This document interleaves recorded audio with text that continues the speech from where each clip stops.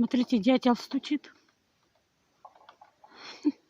Каждый год прилетает сюда, стучит. Я тихо разговариваю, чтобы не услышал, не убежал.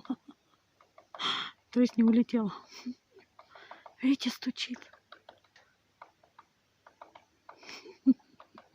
А я во дворе снегу убираю, думаю, что там стучит. Оказывается, вот он у меня что стучит.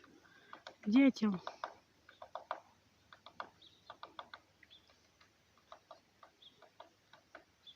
Представляете? Греется, наверное, таким образом. У нас сегодня -30.